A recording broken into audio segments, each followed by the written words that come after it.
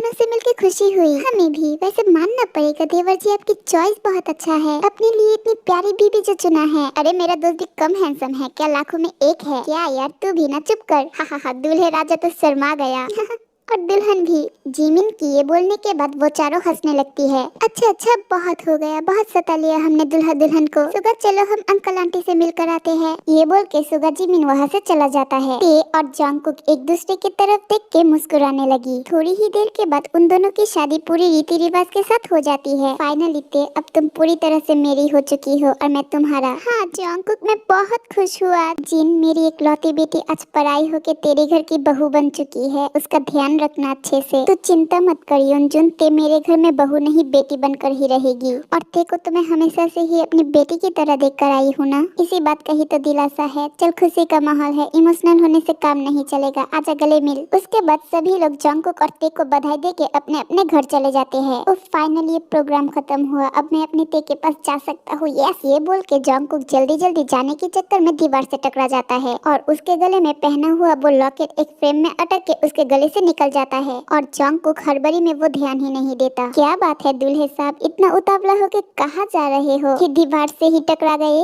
ते के पास मतलब रूम में। वो शादी की प्रोग्राम से बहुत थक गया हूँ यार, नींद आ रहा है बस इसलिए। हाँ हाँ पता है कितना नींद आ रहा है तुझे। मुझे भी आया था शादी की पहली रात ऐसे बहुत नींद। साले तू मेरा टांग खींच रहा है। हाँ बिल्कुल। आओ जिमिन, मेरा कान क्यों खींच रही हो? मैं तुम्हें कब से बुला रही हूँ और तुम यहाँ खड़े हुए देवर जी का टांग खींच रही हो। अरे मेरे यार है, मैं नहीं खींचूंगा तो कौन खींचेगा। हाँ बस हो गया ना टांग खींचना, अब घर चलो और देवर जी को जाने दो। भाभी कब से देवर जी का इंतजार कर रही है। वाह भाई वाह, क्या बात है। सुगा, तुम घर चलोगे या मार खाओगे? नहीं बाबा नहीं, मुझे मार खाने का शौक नहीं है। चलो by the way JK, congratulation और आज रात के लिए बेस्ट ऑफ लक। सुगा के बच्चे तुझे तो अच्छा चलता हूँ मैं, अब भाभी को लेके घर जरूर आना। Bye bye. उसके बाद जंगकुक अपना सूट अपना बाल बाल ठीक करके रूम के अंदर चला जाता है। वो अंदर जाके देखता है ते सर पे घूंघट देख के बेड पर बैठी हुई है। ये देख के जंगकुक ते के पास जाके बैठता है और उसका घूंघट उठाता है। ते, एक बात बोलूं?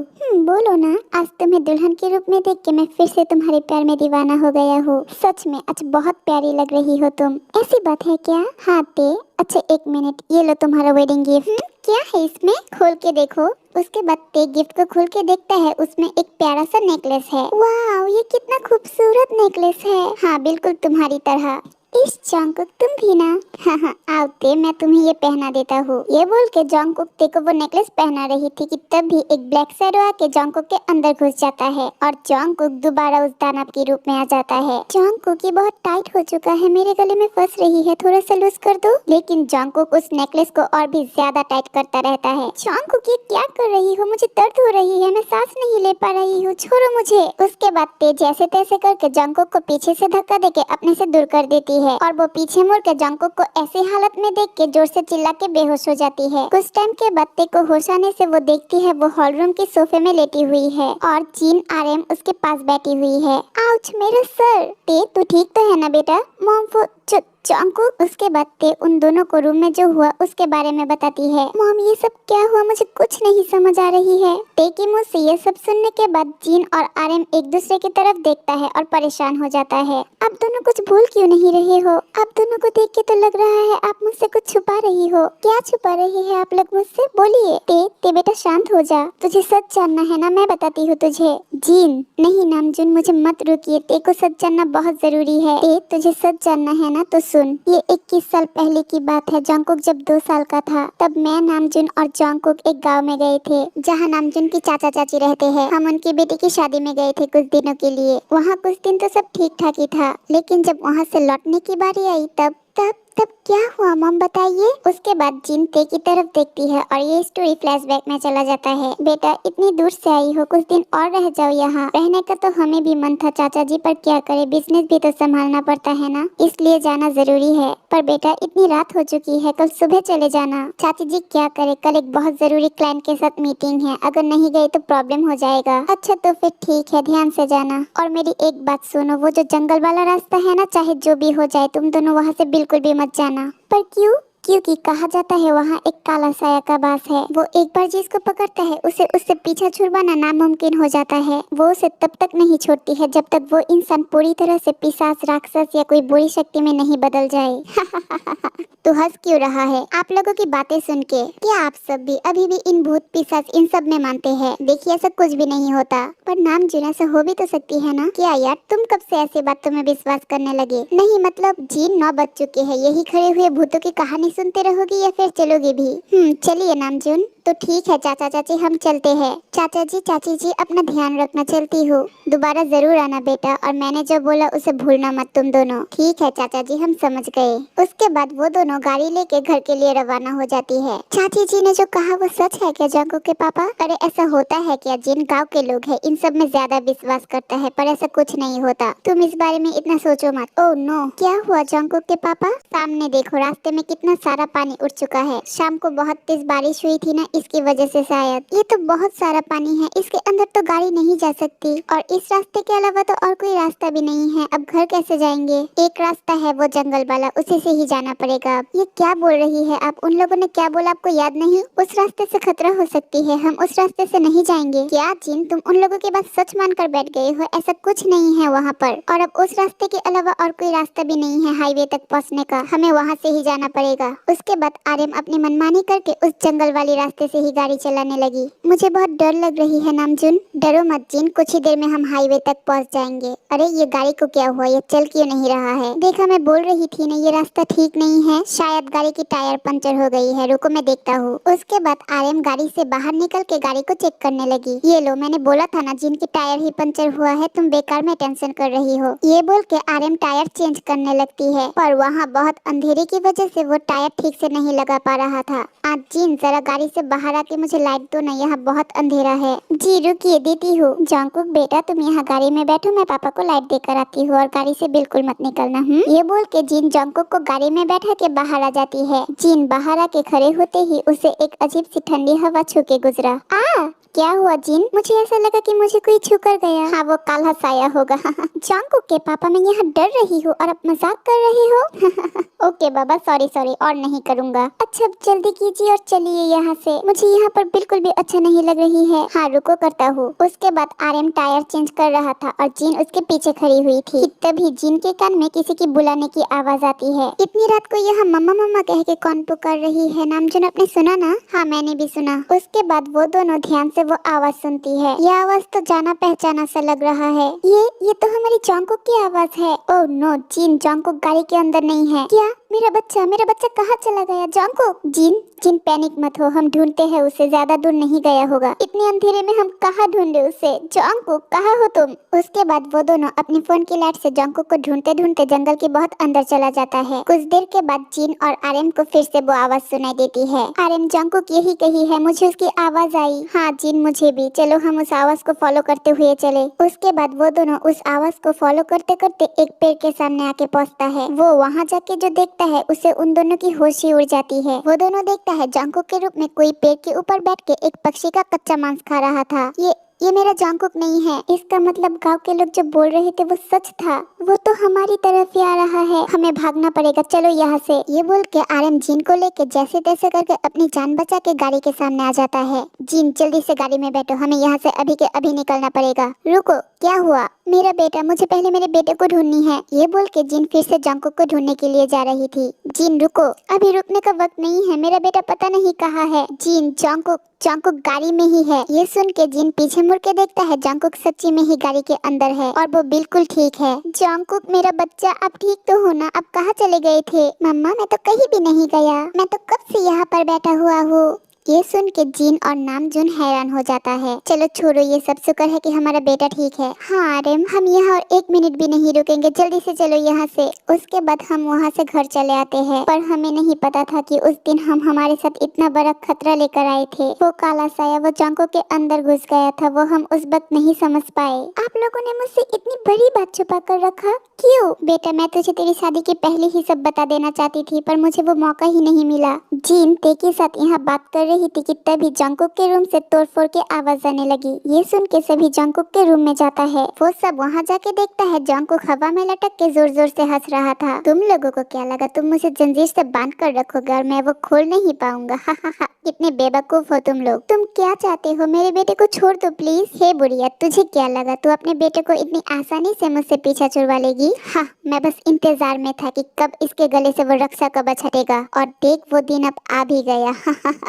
उसके ये बोलने के बाद जिन देखता है जंगकुक के गले में वो लॉकेट गायब है। अब तेरे बेटे को कोई भी नहीं बचा सकता। वो जल्द ही पूरी तरह बुरे साया के रूप में बदल जाएगा। ये बोल के वो साया जंगकुक के अंदर से चला जाता है और जंगकुक बेहोश हो जाता है। ते बेटा कहाँ है तू? मम्मा पापा आप यहाँ? अब तो कल रात ही लंदन चले गए थे ना? हाँ चले गए थे, फिर दोबारा लौट के आए तुझे लेने। तू चल हमारे साथ। जेहूब भाई आप कहाँ लेके जा रहे हो तेको? आप लोग तो बात ही मत कीजिए। आप लोग सब कुछ जान के भी मेरी बेटी के साथ अपने बेटे का शादी करवा दिया, उसकी जिंदगी खराब कर दिया। मैं मेरी बेटी को और एक पल भी यहाँ नहीं रहने दूंगी। जेहूब भाई युनजुन एक बार हमारी बात तो सुनो। जिन तू तो मेरी बेस्ट फ्रेंड थी ना, तो मेरी बेटी को अपनी बेटी जैसा मानती थी, तो फिर इतना बड़ा सच हमसे कैसे छुपाया? मेरी बेटी की जिंदगी क्यों खराब होने दिया? एक बार मुझे समझाने का मौका तो दे युनजुन। बस जिन, आज तेरी कोई भी बात नहीं सुनूंगी मैं। आज से तेरा और मेरा कोई भी रिश्ता नहीं है, और मैं मेरी बेटी को लेके यहाँ से हमेशा के लिए जा रही हूँ। देख चल मेरे साथ। देख क्या हुआ, चल मेरे साथ अपने घर। मम्मा पापा मेरी शादी हो चुकी है और मेरा ससुराल ही अब मेरा घर है। मैं यहाँ से कहीं नहीं जाऊंगी। क्या इसका मतलब तू उस राक्षस के साथ रहेगी? वो कोई राक्षस नहीं, मेरा पति है, और मैंने उससे वादा किया है चाहे जो भी हो जाए मैं उसका साथ नहीं छोड़ूंगी। पर बेटा ये लोग तुम्हें धोखा दिया है।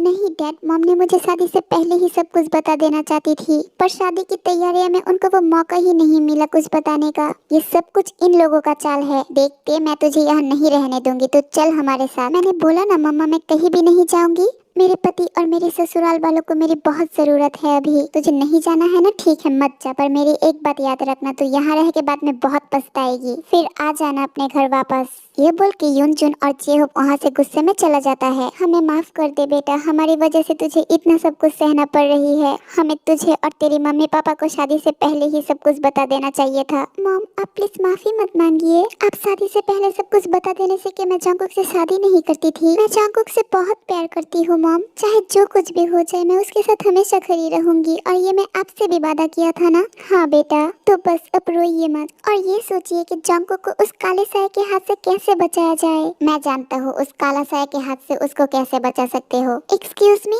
आप कौन? तुम कौन हो? आर्यन भाई आप मुझे नहीं पहचाना, मैं योनऊ। अरे योनऊ तुम कितने बड़े हो गए हो, मैंने तो तुम्हें पहचाना ही नहीं। आओ आओ अंदर आओ। जंगकुक के पापा ये कौन है? ये योनऊ, डैड के सबसे खास स्टूडेंट। वो जब छोटा था तब से वो डैड के साथ रहता था। डैड ने अपने हर एक जादू मंत्र अपने इस स्टूडेंट को सिखा कर गए हैं। ओ अच्छा, वैसे योनऊ तुम अचानक यहाँ, और तुम्हें इस साई के बारे में कैसे पता चला? कल रात गुरुजी मेरे सपने में आए थे और उन्होंने मुझे बोला कि उनका पोता बहुत खतरे में है, मैं जाके उनकी मदद करूँ। तुमने देखा जिन डैड ऊपर जाके भी हमारे बारे में कितना सोचता है। सही बोल रही है आप जंगकुक के पापा। योनऊ जी हमें आपकी मदद की बहुत जरूरत है, प्लीज हमारी मदद कीजिए। प्लीज मेरे पति को बचा लीजिए। चिंता मत करो, तुम्हारे पति को कुछ नहीं होगा। पर क्या? इसके लिए किसी को कोई एक बहुत बड़ा खतरा मोड़ लेना होगा। मतलब हम कुछ समझे नहीं। समझाता हूँ, उससे पहले बोलिए आपका बेटा कहाँ है? वो तो कल रात से बेहोश पड़ा हुआ है। उसके बाद योनऊ और सभी लोग जंगकुक के पास जाते हैं। जंगकुक की तो पूरा शरीर नीला पड़ रहा है। हमारे पास वक्त बहुत कम है, जो भी करना होगा आज रात में ही करना पड़ेगा, वरना क्या? वरना जंगकुक पूरी तरह से बुरे साया में बदल जाएगा। नहीं नहीं नहीं, ऐसा नहीं हो सकती।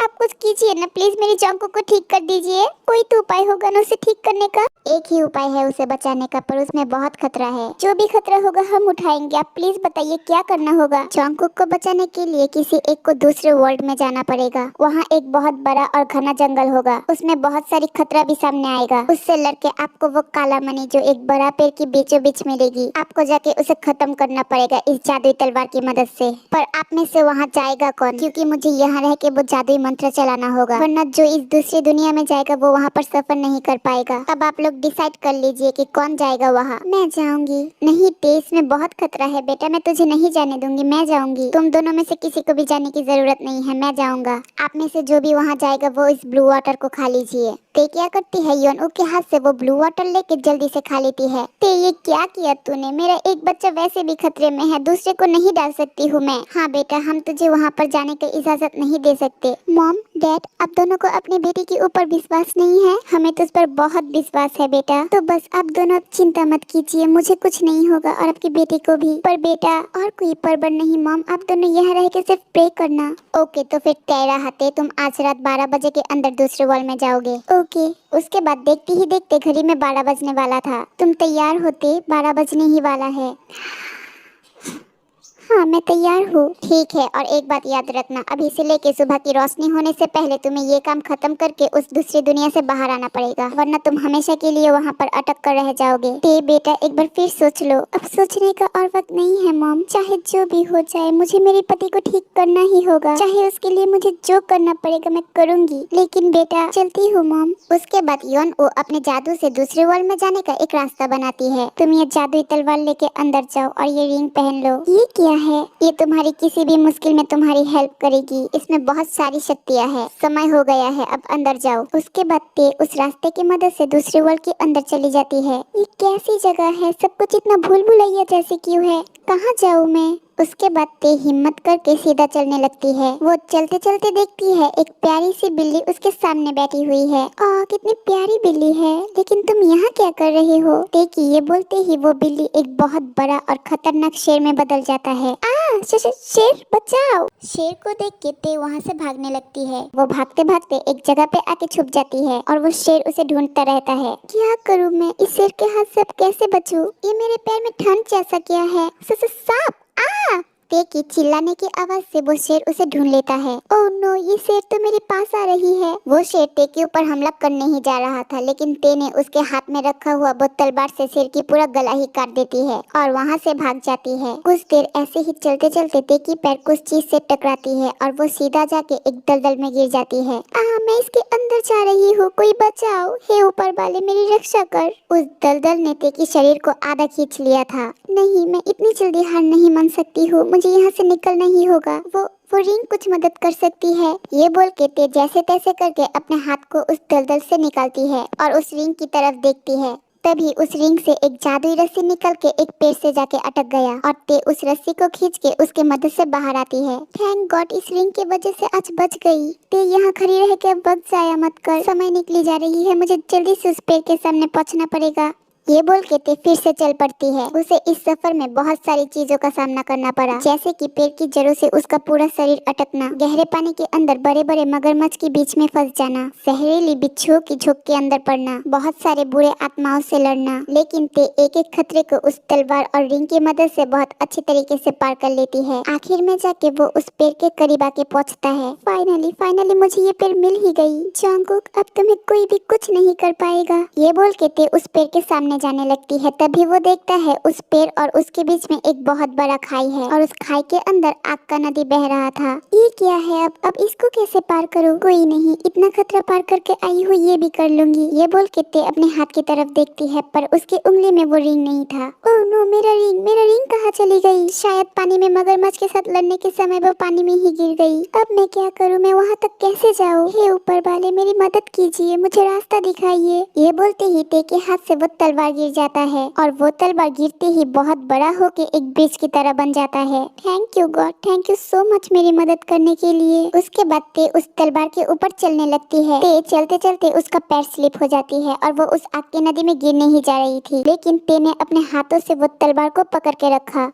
नामजुन, मुझे बहुत चिंता हो रही है, ते ठीक तो होगी ना वहाँ? चिंता मत करो, ते को कुछ नहीं होगा, वो बहुत हिम्मत वाली है। सुबह होने में और 1 घंटा बचा है। ते को इसके अंदर ही वो काला मणि को नष्ट करके वहाँ से आना पड़ेगा, वरना वो बहुत मुश्किल में पड़ जाएगी। नहीं, इतनी दूर आके मैं ऐसे नहीं हार सकती हूँ, मुझे लड़ना होगा, मेरी जंगकुक के लिए मुझे लड़ना होगा। ये बोल के ते अपनी सारी शक्ति लगा के उस ब्रिज के ऊपर उठ जाती है। तलवार को इतनी कस के पकड़ने की वजह से ते के हाथ से बहुत खून बहने लगती है, पर ते जैसे तैसे करके अपने दुपट्टे से अपने हाथ को बांध के वो ब्रिज को पार किया। आखिरकार मैं इस पेड़ के सामने आ ही गई। ये बोल के ते खुश होके उस काला मणि को अपने हाथ में लेने जा रही थी, पर वो उसे ले नहीं पाती है क्योंकि उसके हाथ किसी ने पकड़ के रखा था। कौन हो तुम? ओ, मुझे नहीं पहचाना? हम मिले थे ना तुम्हारे सुहाग रात वाले दिन। काला साया? हाँ, मैं ही हूँ काला साया, हर एक बुरी शक्ति का राजा। तुम्हें क्या लगा तुम सब खतरा पार कर चुके हो? हाँ नहीं, क्योंकि असली खतरा तो अब तुम्हारे सामने है। अब तुम मुझसे कैसे लड़ोगे? इन सब खतरों से अब तक जैसे लड़के आई हूँ वैसे।